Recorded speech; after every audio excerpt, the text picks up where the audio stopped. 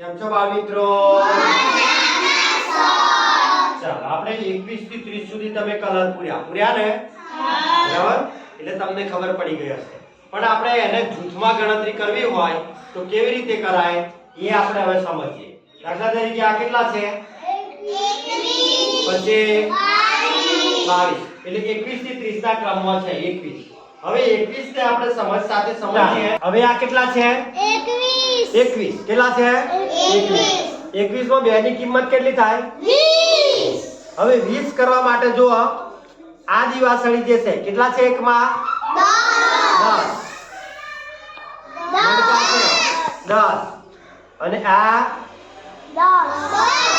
હવે 20 કરવા માટે આ મણકાની કેટલી માળા લેવી પડશે? 2 લેવી પડશે. 2. ચાલો તો 10 અને 10 20 થયા. અને છૂટા કેટલા લેવા પડશે?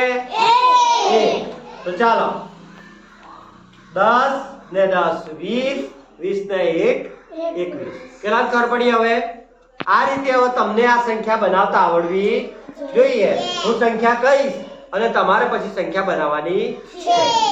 તો હવે શરૂ કરીએ. ચાલો ધર્મિષ્ઠા બેન, આ પહેલું કાર્ડ છે. કેટલાનું છે? લઈ લો. કેટલા કહેવાય? 22. સરસ. ચાલો 22 આપણે જૂથ દ્વારા કરવા હોય તો તમે આ મણકાની મદદથી મને બતાવો. ચાલો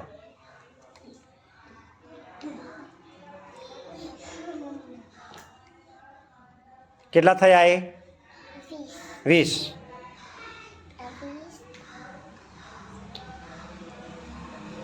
ચાલો 10 10 છે તો કેટલા થયા?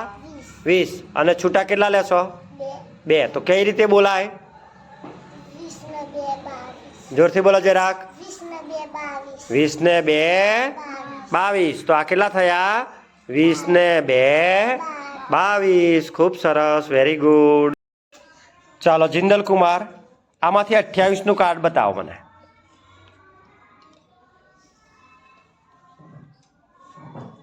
ચાલો કેટલા છે? 2 ની કિંમત કેટલી કહેવાય? 20. અને છૂટા? ચાલો મને હવે આ દિવાસળીની મદદથી 28 કરી બતાવો. ચાલો હળો જૂથ દ્વારા. 2 છે તો કેટલા જૂથ લેશો? 2. તો ચાલો બતાવો. 2. 10 ને 10 20. ચાલો હવે છૂટા કેટલા લેશો? ચાલો ફટાફટ મૂકો હેડો. ગણો.